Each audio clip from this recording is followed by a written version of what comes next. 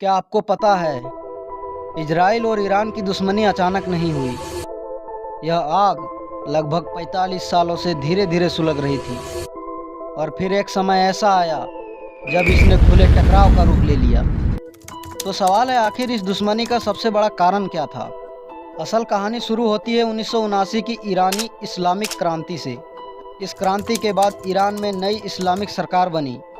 इससे पहले ईरान के शासक शाह मोहम्मद रजा पहलवी थे और उस समय ईरान और इजराइल के रिश्ते बहुत अच्छे थे।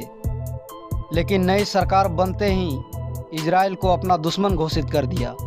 यहीं से असल दुश्मनी की शुरुआत हुई। लेकिन सबसे बड़ा टकराव तब शुरू हुआ जब ईरान ने अपना परमाणु कार्यक्रम तेज कर दिया। ईरान चाहता है कि वह भी एक परमाणु संपन्न यानी न्यूक्लियर आर्म्ड कंट्री बने, लेकिन इजराइल को यह बिल्कुल मंजूर नहीं है।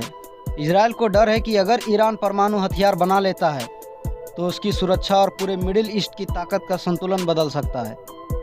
इसके साथ साथ एक और बड़ा कारण है, मिडिल ईस्ट में सबसे ताकतवर बनने की लड़ाई। ईरान चाहता है कि उसका प्रभाव इराक, सीरिया और लेबनान जैसे देशों में बढ़े, जबकि इजराइल चाहता है कि इस क्षेत्र में उसकी सैन्य ताकत सबसे बड़ी मजबूत हो।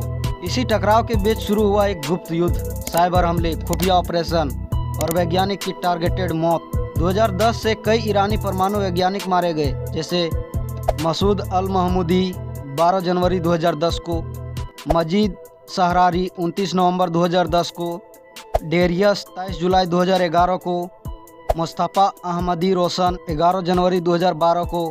फिर 13 जून 2025 को इजराइल ने ईरान के परमाणु ठिकानों पर मिसाइल अटैक किए, जिससे ईरान के कई वैज्ञानिक मारे गए। इस तरह 1979 से शुरू हुई दुश्मनी परमाणु हथियारों के डर और मिडिल ईस्ट में सबसे ताकतवर बनने की लड़ाई के कारण टकराव धीरे धीरे बढ़ती गई और आखिरकार बड़े युद्ध का कारण बन गई। और 28 फरवरी 2026 को यह संघर्ष खुली वार में बदल गया, जिसके बाद पूरी दुनिया की नज़र इस युद्ध पर टिक गई।